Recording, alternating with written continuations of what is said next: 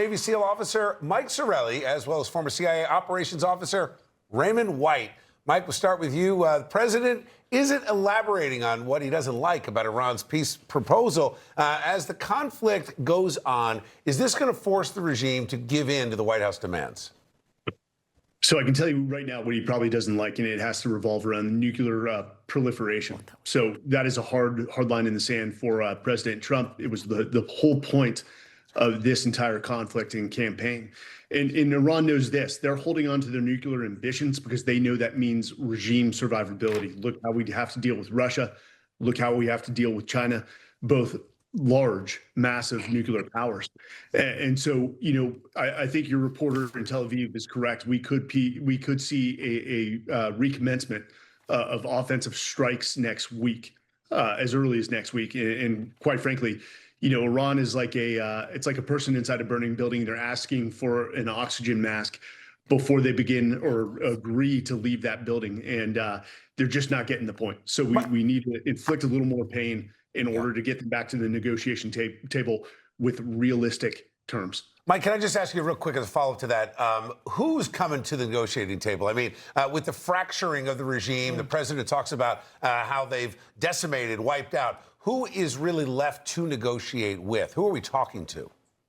Well, and that's the question. We know there's a lot of internal strife going on, and that's great. We've inflicted psychological warfare on this regime, but there is a difference between the political class and the IRGC. Right now, the IRGC is being led by Ahmed Vahidi, who is a fanatic.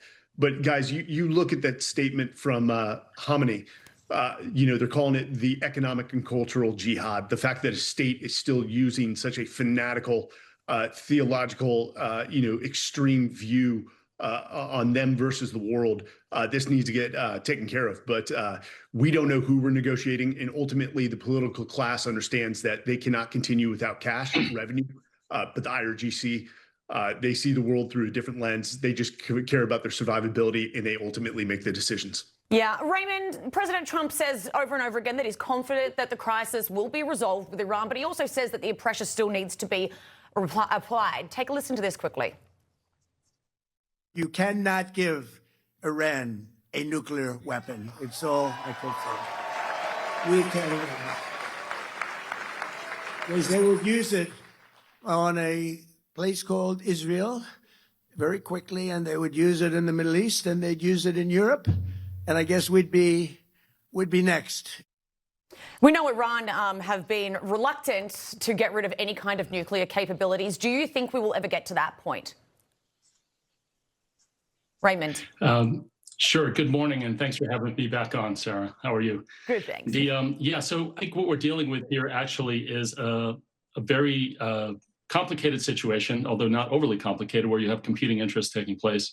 And what I've noticed recently and what we've observed is that the Iranians are dipping back into their playbook. They've removed Ghalibaf from the negotiations. They've added Saeed Jalili, who's a longstanding hardliner, who actually negotiated back in the 2006-2013 period, the Iran nuclear negotiations. And frankly, he is an obstructionist. And what they're trying to do is decouple the nuclear program from the Strait of Hormuz issue. So the White House would be wise to just stay the course, keep the pressure on. And although the kinetic activities have ended as a result of the War Powers Act on May 1st, economic fury is in full force. So we need to just keep the pressure on, keep the sanctions on. We have new sanctions applied today. We have a blockade in place. And then also in terms of kinetic activity, that's still an option on the table because Israel is not covered under our War Powers Act. And they're frankly to do whatever they like. However, it would be preferable if it's in concert with what the United States is trying to achieve. Yeah, absolutely. All right. Raymond White and Mike Sorelli, thank you very much. We do have to leave it there, gentlemen, but we really appreciate your insight. Thanks, More to come with the redistricting.